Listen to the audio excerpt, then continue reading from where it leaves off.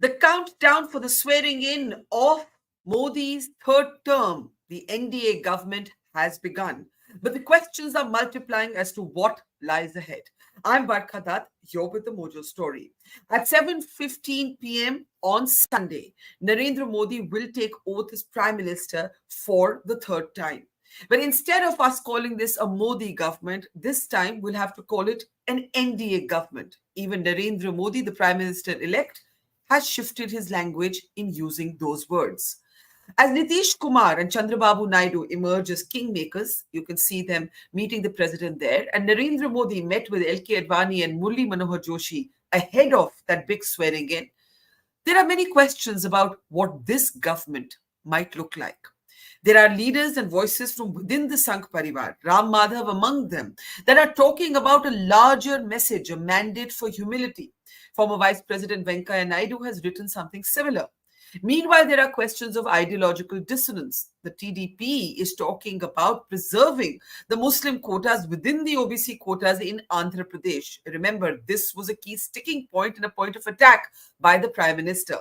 There are also questions about who will occupy which role, what will happen to Shivraj Singh Chauhan.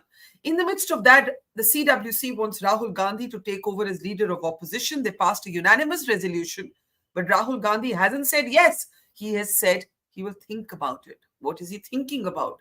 A lot to ask of and about both alliances on a day when Nitish Kumar's JDU claims that the opposition alliance offered the Prime Minister's post to him were he to switch sides again. KC Tyagi says Nitish Kumar declined. The Congress, when confronted with that question, denied it or denied any knowledge of it. We live certainly in very interesting times. To make sense of what lies ahead, let me introduce a very special panel of our guests today. Aarti Jairath, senior journalist and columnist, is with us. Welcome back, Aarti. Sugata Srinivas Raju, author and journalist, is with us. Welcome back. We're also very pleased to welcome on the program after a long time Nilanjan Mukhopadhyay, senior journalist, also biographer of a book on Narendra Modi, and also joining us is Rajat Sethi, political analyst. Welcome, everybody. Nilanjan, I want to start with you. A lot is being asked about whether Narendra Modi can change. Could he go from being an alpha male kind of leader to a consensus builder? Now, he's a smart politician. He has had several terms as chief minister. He's entering his third term as prime minister. Can he, will he adapt? And what might be his biggest challenge? There are two sides to Mr. Modi. One is that instinctively, what is he? So, instinctively, all of us know fairly well that he is a person, who likes the spotlight solely on him, somebody who likes a concentration of a huge amount of power in his hands, somebody who has run governments right from the first one, as chief minister in 2001 till right now, 23 years, all his governments have been run from a highly centralized chief minister's office previously and the prime minister's office in the last 10 years. So one is that aspect, which actually does not really, believe in what we call loosely the cabinet style of functioning, but it's essentially a top-down government. Decisions are taken primarily Mr. Modi in consultation with a very few people who he trusts, and then those messages are relayed down the line for implementation. That is how it has actually worked right from 2001 onwards. But this is going to be very difficult in a coalition because while in the first instance it might work, when he has a majority, a parliamentary or a legislative majority of his own, it might not be possible in a coalition. Every coalition partner might be wanting a role in decision making. Also, it might have their own viewpoint on certain policies which the prime minister wants to, follow or introduce. There is the other dimension of Mr. Modi which will come into play in this case. That is the pragmatist in him. We know that fairly well in early in his tenure as prime minister for the first term, he introduced the land acquisition bill. But after the protests from various people in the who were actually affected parties, also a lot of resistance from within the Sangh Parivar. Eventually, those bills were withdrawn. Likewise, for the farm bills which are there, after a year-long protest by the farmer, they were eventually taken back. Those are actually some of the few instances of when he's been a pragmatist. But while running a coalition government, he will have to be a pragmatist many more times and virtually very quickly. So the question is that how will Mr. Modi resolve the dilemma, this contest between what is instinctive to him and what his mind tells him that you have to be a pragmatist and be a bit compromising and adjusting. That's something Yeah. we have not seen Mr. Modi in this role. That is correct.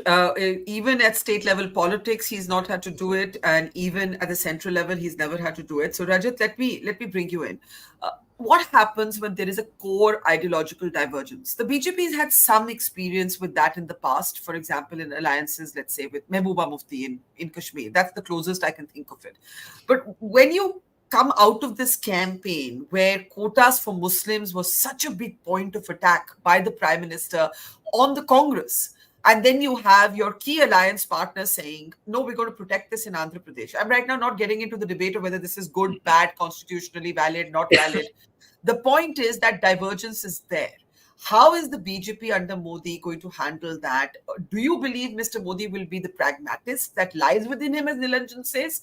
Or do you think that he's going to find it really difficult and therefore the BJP's aim is going to be not just to bring in more allies, which is something that you said last time, but also to maybe try and break away other parties to shore up the BJP's own numbers beyond majority? Well, I think you are suggesting that the entire onus lies on BJP and Prime Minister Modi alone. I mean, partly two steps back have to be taken by even Chandrababu Naidu and the TDP as well. I It's agree. I agree. I agree. both I have to agree. The meet on the ideological compromise is also theirs. Absolutely. exactly, Yes. and you have to meet at the middle of the road, and therefore the onus to run this coalition government is not necessarily only on Modi. And I believe that Chandrababu Naidu also will have to calibrate that what are the sticky points where I should not, be bothering, especially on issues which are absolute ideological no go for the BJP. There'll be other things. So these are chips in when you're sitting on the negotiation table. He's like, okay, I'll back off from here, you do this and this for me. So I think had the opposition, by the way, I keep saying that this is one of the most stable coalition government India has elected among the coalition governments. This remains the most stable coalition government. So from that point of view, had the other formation had better numbers, then all of these things would have come out in the open as sharp divergence points. But I don't see in the current setup all of this will be brushed under the carpet, and I think Chandrababu Naidu will find it hard to to keep the Muslim votes intact after allying with the BJP. So he too will calibrate. I mean, I'm being honest and blunt in the assessment. He too will have to calibrate that if he's going that extra mile to sort of get the Muslims on his side, will it actually happen? I doubt it. So he will therefore reasonably try and understand what should I actually negotiate on with the BJP and what issues should I leave aside.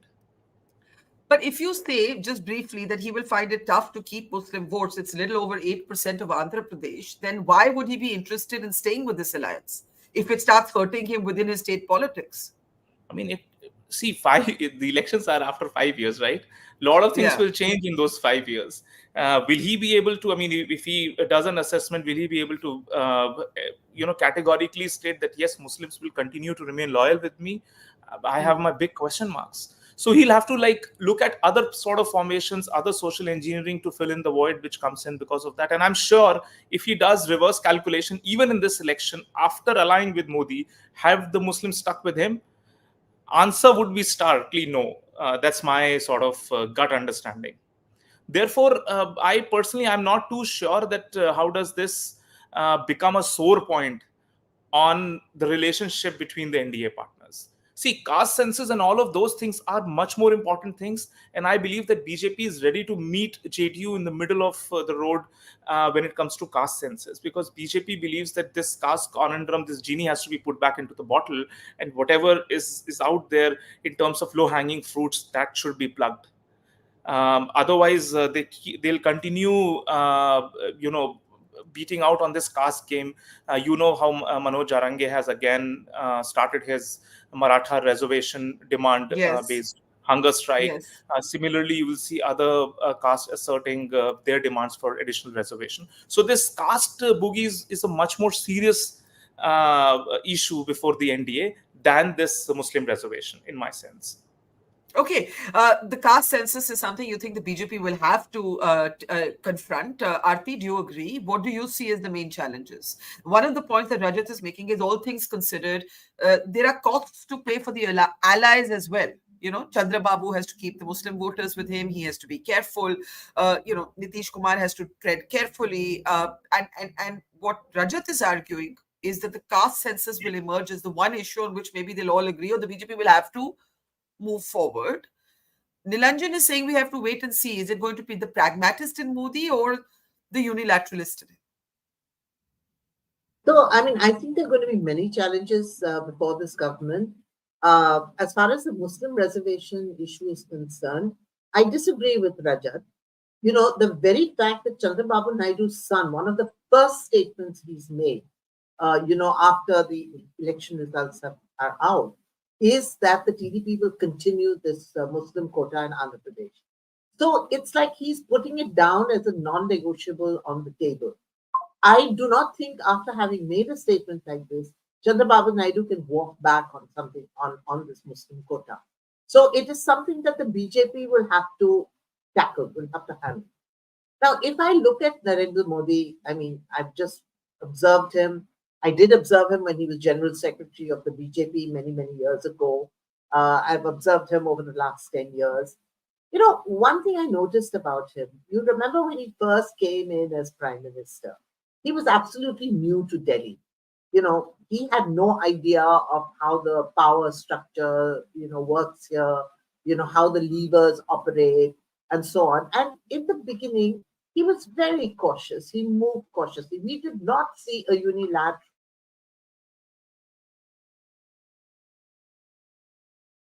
I've suddenly lost.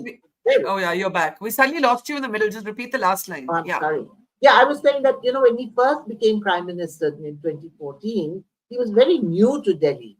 And, he, I think, moved very cautiously while he tried to negotiate his way through the power corridors, understand how things work, how to operate the levers, and to establish his control over all the systems of governance. It took him time.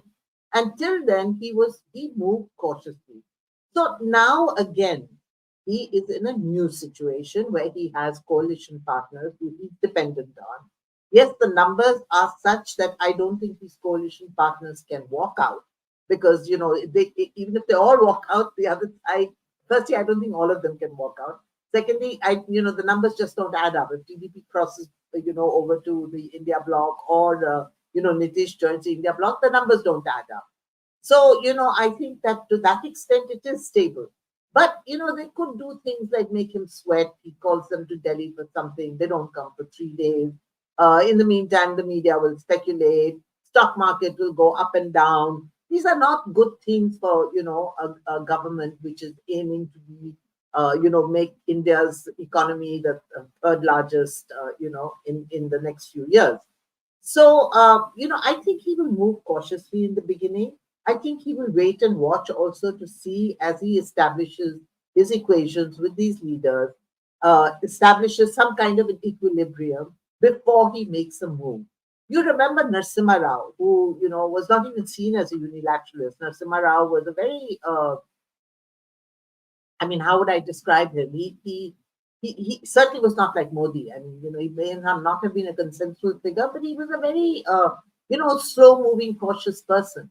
But, when it became difficult for him to run that minority government, he did make his moves. He broke parties and, built his majority to his detriment, of course, because in 96, I think, by then he had acquired a pretty terrible reputation for, corruption and, and so on. But he did do that because he needed that majority. He could not continue to function as the head of a minority government. So I think, I would also wait and watch and see how things turn out, how they pan out. And, I think a lot also depends on who gets what position in the cabinet. I think that will give us some idea of how the power equations are working. I Yeah. think we'll also have to see what happens with Amit Shah, because there are these rumors floating around that Chandrababu Naidu has said no Amit Shah as Home Minister. I don't know whether this is true or not, but, we'll have to see. Is Rajnath Singh, who, is the only person today remaining from the Vajpayee era who, has that experience of being part of a coalition, who has interacted with Chandrababu Naidu and Nitish Kumar from that time. What kind of a role will he have to play? So, I think that one shouldn't really rush to say things at the moment. But I think that TDP has firmly drawn a red line on this Muslim quota issue. And I think Nitish has firmly drawn a red line on the caste census issue. And the BJP is going to have to negotiate its way around these. Okay, so let's come to some of, they're all absolutely speculations and we don't know. But Shugata, you will remember that the last time we were on a program, Rajat very strongly made the point, and you didn't agree, that sidelining Shivraj Singh Chauhan, Vasundhara Raje in Rajasthan and Madhya Pradesh was completely wrong. It created a kind of poor morale in the organizational ranks. Without getting into that debate, what would you be looking out for in the Council of Ministers swearing in tomorrow? Like, one is, okay, is Amit Shah there or not? Two, what portfolio does he get? Is Shivraj there or not? Who is going to be BJP president? How many seats go to allies? But like, what would you be looking out for tomorrow? Can we unmute Of Sugata, please? disagreement. Yeah, yeah, go ahead. Yeah. Yeah. Thank you, Barkha. I mean, the last time I had a couple of disagreements with Rajat, but it was mostly about, the organization, the way the BJP had reworked its organizational structure and stuff like that. But I agree with him today on the. He made the statement that this is the most stable coalition that India has produced. You just have to look back and see the number of coalition partners that Deve Gowda handled. He had 13 parties to handle. You should look at how many parties that in Manmohan Singh handled, and then Vajpayee. So compared to that, I think brinkmanship has a huge limitation at this point of time. Not just because BJP has overwhelming numbers. 240 is not a small number, and it's a solid, stability providing bloc. But it's also because Nitish and Chandrababu Naidu, or a lot of other players who have joined this NDA government, are not the same people you saw in the 90s. They have transformed too.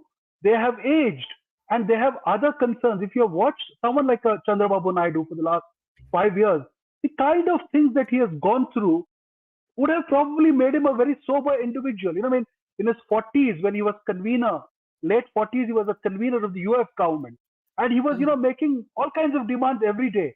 And I write a lot about the Krishna River water dispute between him and Deve Gowda, and it almost came to a collapse. And a lot of things like that. But he is not the same person today. So I'm trying to look at it this way, that he needs Modi as much as Modi needs him. He needs to run a state, build a state capital, and a lot of such things. And similarly, Nitish is not the Nitish, the socialist Nitish that you saw sitting with George Fernandez and others in the Vajpayee Yeah. cabinet or later, and all that. So Nitish has also changed. Nitish's health may be a bit of a concern. So we don't know who is going to take over after Nitish, because he has been that domineering figure in the JDU. Will it be Lalan Singh? Will it be Sanjay Jha? Who, we don't know. So a lot of ifs and buts are there on the other side as well. And then the third thing, I think the Muslim reservation issue is being spoken about quite a bit. See, the whole architect of that idea to put them under the OBC category was Deve Gowda. And interestingly, Deve Gowda is also today part of NDA. And it's a federal issue. It's a state issue. I don't think Modi will be really worried, and because he will sort of tell the others that I'm not running those states. I need the support to run the central government. As long as the BJP governments don't promise it, I think he's fine with it. He's a pragmatist, as Neelanjan sort of put in. I Right. mean, try to frame him. So I don't think that's So an you're issue so at you're all. you're saying as long as it doesn't impact national politics or BJP state politics, Absolutely, yeah. it'll be live and let live. Rajat, do you agree? Now the Before I go caste. back to Nilan, yeah, sorry, go ahead. Caste No, census, you were one saying? small thing, one last thing, Barka. The caste census thing came up. I think that's a very very important question. But the caste census thing, Nitish has already done it. So Nitish is out of the block. The problem of caste will not be so big for the NDA block as much as it would be for the Congress party, is my apprehension. Congress has started speaking about Mandal and caste only, it's Johnny come lately kind of syndrome. They've been speaking about it only in the last 2 years. And if Rahul Gandhi tries to, push the caste issue, all his major allies, the first one will be Akhilesh Yadav, will start being very, very cautious about the Congress, because that is the identity on which those parties have been formed, be it in Bihar or in Uttar Pradesh. So caste is a bigger problem for the Congress party and not so much for the BJP. I mean, BJP has 250 and it's part of an NDA alliance which just needs 272. But the Congress, if it needs to expand, if it needs to sort of be believed in the assembly elections that are going to come, I think they will have to tone down their caste rhetoric. Well, that's debatable, Sugata, because Uttar Pradesh has been won partly on this kind of social engineering of different caste groups, where Akhilesh Yadav has tried to move beyond Yeah, Muslim it is Yadavs to Akhilesh's non-Yadav. thing. Correct, Yeah. Barka. It's PDA and it's Akhilesh's formula. Rahul Correct. Gandhi with a 2% vote share has been piggybacking on Akhilesh, right? Okay. So Okay. Okay. if you start building your own independent identity with OBCs or with Jatas or Dalits or Muslims, then how will Akhilesh view that move of the Congress? Is the question that I have. I'll come to the Congress in just a moment. Rajat, on the point that Aarti has made, that the Muslim quotas is a red line, but Sugata says if the states do it, it's okay as long as the BJP is not expected to follow suit. You think that's how it's going to go down? And also, how do you make, or what do you make? And this is a question for all of you. Comments by Ram Madhav, comments by Venkaya Naidu. Yes, they may not be very active in the power play today, but they are recognizable leaders of the Sangh Parivar who have said that this is a mandate. One has said it's a mandate for humility. The other has said there's a message in it. We should read the message. Rajat? So, this Muslim reservation issue, it might get tricky once, TDP government is sworn in, and the first cabinet decision that they take is this. Then what Yeah. happens? It's Yeah. not something that you push it on the states and BJP can easily wash its hand away from it. Its own supporters will hold BJP into account that what are you doing in that alliance, and that's a tricky turf. So they will Yeah. have to settle that. I mean, there cannot be just an open-ended sort of a thing that you do it on the state, and 6 or 7 whatever MLAs BJP has sit in that cabinet represented, and BJP accepts it. It will be a deeply ideologically confrontational issue for the people. Sorry, Aarti. Aarti has a brief interjection. Aarti? Yeah, Aarti? No, the quota already exists in Andhra Pradesh. I don't think the Andhra Pradesh cabinet has to take a decision on Okay, it. okay, okay. It Sorry, already sorry. My exists. bad. It would have to take a decision if it had to withdraw it, or if I the thought it courts is would more so in strike it down. Telangana. I wasn't aware of Andhra. I thought it is No. active in Telangana. No, So in my bad. Andhra, they've said they will continue to protect it. That is their Okay, line. sorry. Yeah, Yeah, as long yeah, as yeah. it is not a cabinet-based deliberations where the BJP has to sit over it. Till then, it is okay. So they would want to play it, they push it under the carpet that Right, much. I mean, not deliberate too right. much on it. It's otherwise because BJP's own support base will have issues with this. So that is one point. The second point is, barring the headline management that typically editors tend to do, they tend to sensationalize the headlines. What if you look at the article, what either Venkaya Naidu ji or Ram Madhav ji have written, these are like plain facts. I mean, he just said that, see,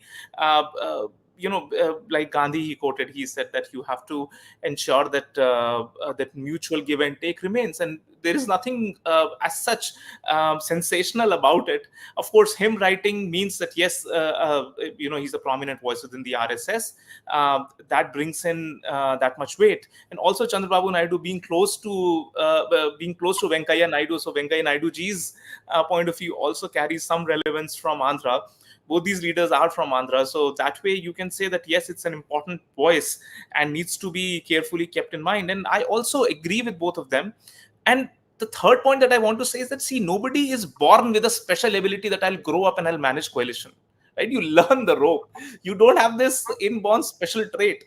So, I mean, give it to him. Prime Minister Modi has 5 decades of experience. He'll learn it. I mean, look at G20. G20, pick up G20 Indonesia. The Indonesian president wasn't able to come out with a consensus document after that G20. When India chaired, and it was Prime Minister's Modi's deft handling of very, very divergent issues, but he still ensured that everybody comes in and signs on a joint communique. That in itself shows that he can negotiate when when it comes to him. Therefore, my simple point is, you're not born with this special skill in your horoscope that you can actually go out and run coalition governments. If you're strong, Okay. you'll be able to handle. Leadership is what is important, not Okay. the special trait. Nilanjan, there's been a lot of debate over whether there could be a possible churn within the BJP. What role will the RSS take? What will happen to Shivraj Singh Chauhan? As Aarti said, everybody's waiting to see will Amit Shah get the same portfolio. The allies is one part of the story. What happens within the party is another part. One narrative says Mr. Modi's stronghold or control or command over the party structures is as strong as ever, because they know that even this 240, 239 is because of Modi. And without Modi, the numbers would have been much worse. So Modi is the ticket, as it were, to power. Another narrative says that if the BJP were to do poorly in the upcoming assembly elections, then the knives might start coming out within the BJP. How do you see it? No, the way I look at it, first of all, look at the verdict. The target was 370 for the BJP, and for the NDA 400 plus. So obviously for the BJP, they are down by 130. Now, if that was the target, and at that time, there was quite a sense of, there was a sense within the party that that kind of a target is achievable. Definitely, if not 370, definitely much more than 303, which were there in 2019. Like any party which has had some kind of an electoral setback, however small you might like to say it. Mr. Modi, JP Nadda, on the 4th of June, they said that this is also a victory. And they immediately said that this is the victory of the NDA. So suddenly, from instead of talking about a BJP victory, you are talking about an NDA victory. But I think that in a party which has been very,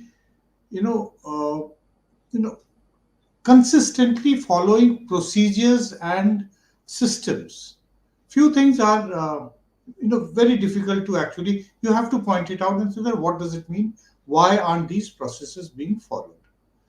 The talk for a review, should we not actually try to figure out that why have the party not had a majority, why is it that after in the third election that Mr. Modi did, why has the BJP the worst performance? Second is that after the elections have been made, why hasn't the party's parliamentary board met like it did in 2019, like it did in 2014, to first of all nominate Mr. Modi to be the leader of the BJP parliamentary party, and then the parliamentary party meets. The meeting of the NDA was only subsequent to that. In this case, what has happened is that we had a joint meeting where the NDA coalition partners, their MPs, and from the BJP, they were present. There has been no meeting of the parliamentary board. Why has it not been held? Why is the procedure not being followed? We will possibly know about it later on, because voices would be raised. At the moment, a lot of voices are being heard, which is being articulated not in public and in very nuanced terms. The two articles that you referred to, Ram Madhav's as well as Venkaiah Naiduji's statement, I think they're very nuanced statement. Naidu says very specifically that there is a message in the verdict. For who is the message? That's the first question I think we should deliberate. Is the message for Rahul Gandhi that politics and elections should be all about the poor, the most underprivileged people? That kind of a statement which he says. Subsequent to that, of course, he goes and lavishes praise on Mr. Modi. Obviously, he has to do it. There is no other possible. But the first part of his statement, I think that there is a nuanced argument that there was something which was wrong. Likewise, anybody talking about humility, obviously the thing is that it is being said in the face of arrogance somewhere. That somebody somewhere has been arrogant at some point, that is why we should be universally humble.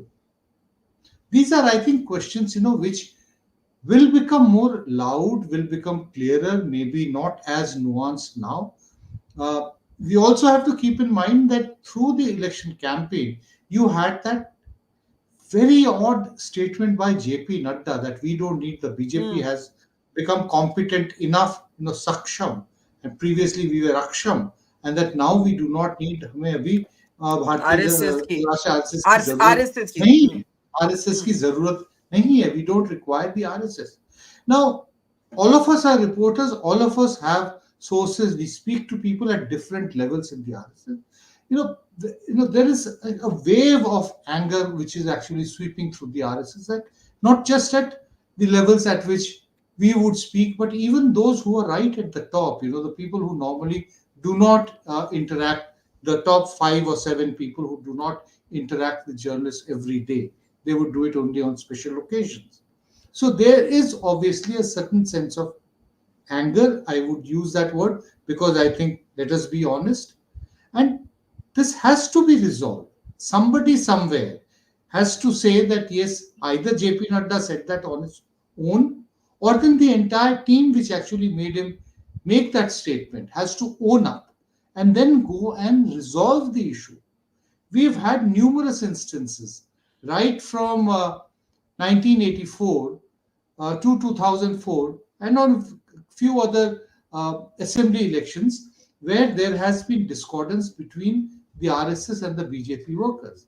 Yeah. 1984, because of national security issues, the RSS rank and file, actually didn't really vote for the BJP because they're not sure whether the party like that, at that time it was too small a party, would be able to hold the country together.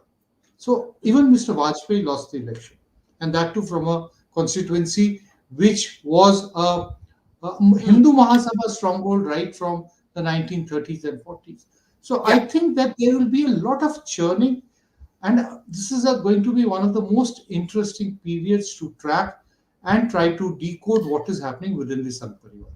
But here is what should both make the BJP happy and also concerned, Sugata and everybody else. The latest post-poll data from the Lokniti CSDS survey published in the Hindu actually looked at prime ministerial preferences. And if you look at it nationally, Mr. Modi is double that of Rahul Gandhi. And you can see Mamta Banerjee is at 4%, Yogi Adityanath is 4%, Priyanka Gandhi is at 2%. So by himself, as I was saying earlier, Modi is the ticket to power. Without Modi, even these 240 seats would not have existed. But if you can I go to the second slide, please? If you track how Rahul Gandhi's popularity is performing vis-a-vis Modi, then it has gone up. He has become, he's not caught up. So if you look at this, Modi from 2014, 36% to 47%, it's slightly come down for Modi from 2019.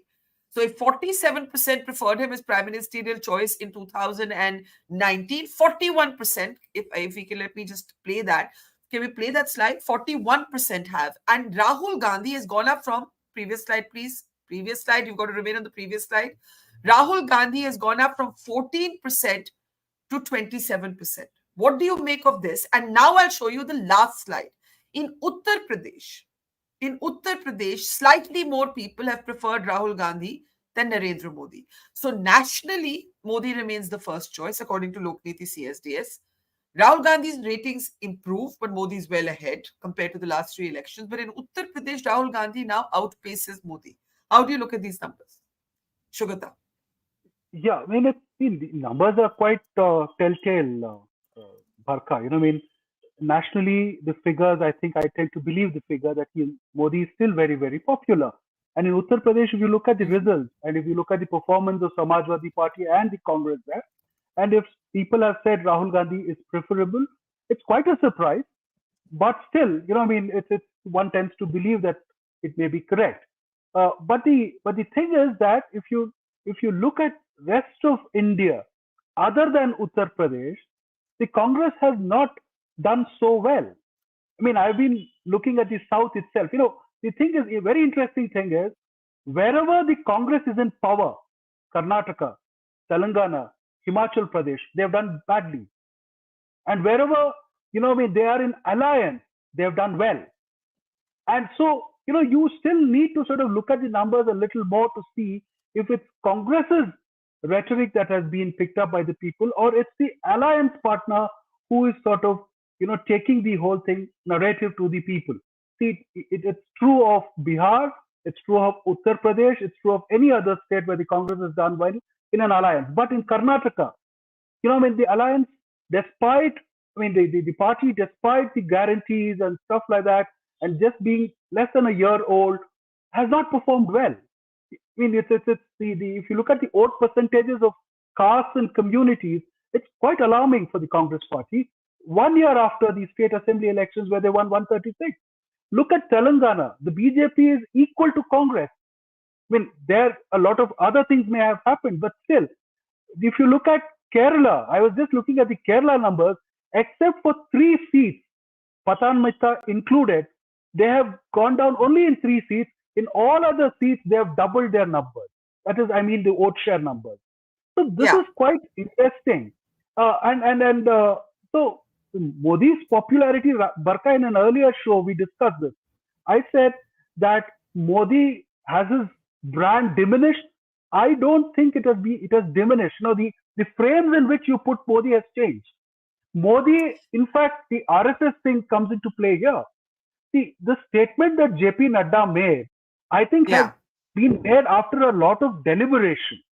So it is something that they must have understood or realized, that the RSS is not as enthusiastic with these elections as much as they were in 2019 or 2014. And they just must have decided to say this upfront so that all that accrues to Modi is Modi. So in fact, and also the other very important thing is the RSS is not a monolith, Barkha. There are factions and there are divisions inside the RSS. So, I don't think we need to look at it just like, the entire RSS is doing this. And also one last thing about Naidu and Ram Madhav, they are trying to fish in what they think is troubled waters. And we know why they are doing that. We know where they were in the last two and a half years. Okay.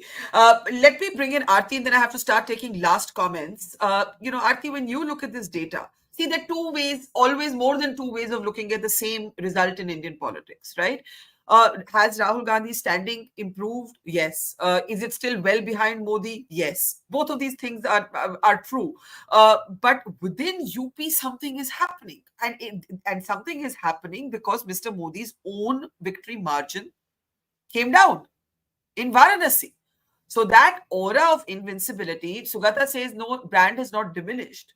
But maybe the myth, I think as somebody said, he's now he's a more normal, powerful politician than a kind of cult of Modi. Do you believe that the cult phase of Modi's politics is over?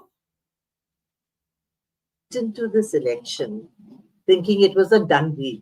Okay, let's forget about the numbers. Forget about 370 so far.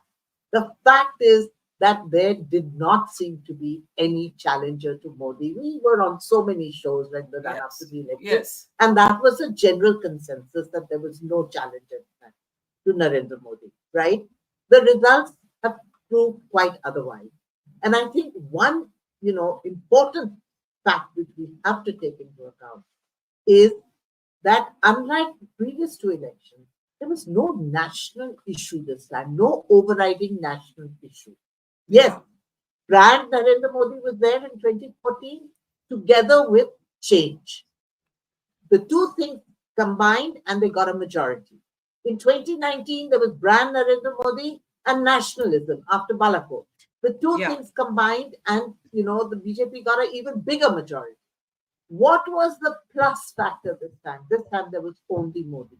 There was no plus factor that the BJP was able to create, for the election, which is why their attempt and their, effort to have a presidential style contest actually failed. It really became localized elections, very much like 2004, where, from state to state, the mood varied. In fact, somebody put up a very interesting map which shows that, across the middle of India, the BJP just swept. But, further north and further south, the BJP did not sweep. The BJP, in fact, did not do well. That would Yeah. include places like Tamil Okay. Nadu and Kerala and so on. So the thing is that if you're talking about, you're talking about the BJP, Barkha, there are very crucial assembly elections coming up. In 4 months from now, there is a Maharashtra election. The way the NDA performed in Maharashtra, I mean, I would say the writing is on the wall for the NDA unless there's a realignment, there. The Yeah. writing is on the wall. So, if you're going to lose state assembly after state assembly, Maharashtra, Haryana, Jharkhand, Yeah. and then comes Bihar next year. I mean, I don't know what's going to happen in Bihar because I don't know where Nitish Kumar is going to be. But, at the end of the day, what is Modi going to be a Delhi Sultanate, just ruling from Delhi and all the outposts go away because the BJP is no longer in power in those states? I mean, these are points to ponder. And we're looking at 5 years from now. 5 years from now, Modi will be 79, having done 3 terms. Is he going to try for a fourth term? Is the BJP going to develop a new leadership? Or, is the field actually going to be clear for Rahul Gandhi to then, rise up Okay. and be the Okay. main, contender? These are I mean, these these are are all questions for the future. We don't know today how Indian that's right. politics We is are going to we pan are out. in un, It's we are too we are fluid. It's I very agree. fluid right I agree. And in fact, intriguingly, Rajat was just talking in the previous program that we had with him and Shugata were there about the wreckage, to use his phrase, in Maharashtra, and how the next assembly elections look bad for the BJP unless they do something drastic.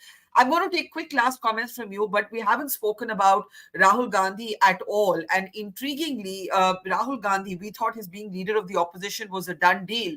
But today, the CWC asked him to be the leader of the opposition. And then this is what happened. Listen to KC Venugopal. Resolution passed regarding the Rahul Gandhi. Congress Working Committee unanimously passed the resolution requesting Rahul Gandhi ji to accept the position of leader of opposition in the Lok Sabha. What he has replied, sir? He replied that he will think about it. He replied that he will think about it. I mean, this is just bizarre because it's very deja vu. By now it should have just been announced. Rahul Gandhi will be leader of opposition. What is he still thinking about? Which raises question marks about what role he sees for himself. I just wanted to flag that as well. I'll start with quick last comments. Sugata, I'll start with you, then Rajat, then Aarti, and then Nilanjan. Go ahead, Sugata. I'm very happy he's living the second chapter of my book, Barkha, Power and Abdication. So I speak about these dilemmas there. So I'm very happy. But, I mean, it's natural for him to speak the way he has spoken. But I think, if he is smart, he should sort of focus on building the Congress party, which he's actually sort of done a good job with, and allow the opposition, the leader of opposition role. I mean, someone like Akhilesh, I would like to see someone like Akhilesh take over that role because he's been splendid in the Uttar Pradesh assembly. I don't know. But I'm not. People will start saying that I'm speaking against Rahul Gandhi. I don't mean to do that. It's just that Akhilesh is a better parliamentary performer, is what my sense is. Rahul Gandhi should be. There's a lot of procedure there and meticulousness and papers which need to be handled. Kharge is a fantastic guy, but he's in the Rajya Sabha. And the last point, Barkha. See, we were speaking about sabotage the last time Rajat was there in the show. See, that is very interesting because you showed the numbers and every slump is only in Uttar Pradesh. So one needs to dig deep. I'm not going to, I am digging deep. I know a few things, but I've still not come to sort of, whatever. But one should dig deep to find out why only Uttar Pradesh you see everything slumping down. Modi's The Well, margin comes down. Maharashtra Yeah, also. Maharashtra also. yeah, Maharashtra was a kind of a chaos. The skullduggery that the BJP employed there, they deserve to even not get what they got. So that is a separate Okay. case. But Uttar Pradesh Okay. is a very, very intriguing case, Barkha. Rajat, do you agree that the knock has been primarily and only and centrally in Uttar Pradesh? And couple that with what Aarti was saying, because you are not feeling very optimistic about the BJP's performance in the impending immediate assembly elections. If the BJP were to lose those states, what happens then to the power dynamics within the BJP? See, this is why I'm a little less concerned on Uttar Pradesh, because I think there is still time to course correct. It requires an organizational shake-up. Even the BJP state president, we were just hearing somebody mentioning that he, in his own booth, merely got 6 votes. So if then a lot of things get called into question, and there would be a proper diagnosis of what is going wrong, and there is time. Maharashtra has no time, 2 months. So basically, the campaign starts from tomorrow after the swearing in. And as I've always said, the wreckage is too huge there. And over there, the biggest struggle is that how do you campaign? You literally flirted with every other party, and within every other party, you flirted with every other leader. You've accused the half, now brought them into the fold, and every party, by the way. I mean, nobody, see, other than Uddhav and Sharad Pawarji, both of them are using their emotional card ki mere saath dhoka hua. But beyond that, do they have a tangible ideological position? The answer is clear no. All the six parties are currently bereft of ideology, bereft of basic political decency and morality. Okay, and on top of that, Supreme Court is hearing 2 cases where 4 parties are involved in Supreme Court cases. Who owns the real party and who owns the real symbol is still called into question. So we really don't know what shakeup is going to happen. And then Uddhav is sulking on one side, half of the NCP, Ajit Pawar's MLAs are sulking, half of Shinde's MLAs are sulking. So you can imagine what kind of a But this loss. was but this is a self-inflicted wound by the BJP. They didn't have to split No, Uddhav it Thackeray. is inflicted first by Uddhav Thackeray, because he made blunder by switching, and disrespecting public mandate. We should all not ignore that part of it. That is an important thing. He took people's vote by putting Modi's posters, and after the election was over, he started showing his true colors. So the problem started with him, not with BJP, and then everything was downhill. The problem there is that caste is also adding a huge complexity. Manoj Arange Patil, he started his hunger strike. Now he would extract his pound of flesh because he's clearly understood it is working well for me. Whichever side I went, I could create impact. The entire Marathwada had my impact. And he said that I will also contest. So you will have a 7th entrant into the equation. So all the political entrepreneurs there are so happy. There are just so many people who can experiment this time and get a ticket and perhaps fight an election. And But suddenly, if the BJP loses these states, what happens within the BJP? see, therefore it is tricky for BJP in Haryana, in Maharashtra. It is tricky in Jharkhand also, by the way. If Congress and JMM together fight, they command a good solid chunk. And with the tribals, especially in Jharkhand, getting polarized in the GMM way, it will be an interesting election to watch out. So these 3 elections, then Delhi and Bihar. So these 5 elections are going to be acid tests for the coalition government. Daggers will come out if BJP performs badly in these 5 elections. So next 6 months to 12 months are make or break in that sense. Well, you've said daggers will come out if the BJP performs badly in the next coalition daggers, election. just to be clear. Coalition, yes. BJP will largely, very strongly be backing Modi. I don't see any kind of issues within the BJP at all, contrary to what a lot of analysts are trying to say. Okay, coalition daggers. Then, just to be clear, Aarti, quickly. Rahul Gandhi, because it's very. Shall we get back to Rahul Gandhi? Because it's an interesting thing that he's still Delhi rallying about the leader of opposition post. I was watching Rahul Gandhi through this election, and it is very interesting that actually Priyanka seemed to take, got much more media publicity than Rahul Gandhi did through this entire election. Yeah. And, I somehow feel that Rahul Gandhi is not yet ready to present himself as a challenger to Modi. He has been hurt too much in the past, damaged him a lot, calling him Babbu and this and that and Shahzade and all that. I think at the moment he's not yet ready to be the challenger to Modi, and he does not want to take center stage. He will probably not take the position of leader of opposition and will give it, I don't know who they will give it to in the Congress. They'll find somebody, I'm sure. But I think, it's interesting that, Nana Patole in Maharashtra got all excited about how the Congress was the single largest party and, we should demand more seats. And did you see the way he was slapped down? He was told that, take it easy. We will talk about these things later. Let's not upset the coalition dynamics in Maharashtra. So I think Rahul Gandhi has learned a lot over the last 10 years. And, he is no longer that kind of, that brash guy who tore up a ordinance, at a press conference and insulted, his own prime minister. I think he is moving much more cautiously. And I think he will also wait and watch to see, in the meantime, maybe do a few more Bharat Jodo Yatras, because they seem to have proved pretty successful, both for his personal image and for the party. So, and I think he enjoys doing that, going out on the road and meeting people. So, it will be interesting to see how Rahul develops himself, over the next couple of years. And that's so it'll be interesting to see whether it's another Adhir Ranjan Chaudhary kind of figure who's the leader of the opposition, or whether that role is in fact taken a little more seriously by the Congress this time, because Parliament is going to matter a lot. Nilanjan, I'll give you the last word. There's a lot of talk in political circles about how Modi will need to keep Amit Shah in the cabinet, because if he trusts anyone, if there's anything like a proximate trust, it is only with Amit Shah, and there too, some say yes, some say no. Yeah. Do you believe that Mr. Modi would agree to not have Amit Shah in the cabinet? On the face of it, it looks to be very difficult that he'll accept something like that. But then you do not really know what is the dynamics of the coalition partners. How much of a role or how much of a leverage do Chandrababu Naidu and Nitish Kumar have over him, if they can actually dictate terms that you cannot have Amit Shah in the Union cabinet, no home ministry for him. So these are things which we really would not know, and we'll possibly have to wait for just a day to be able to figure out that what really happens.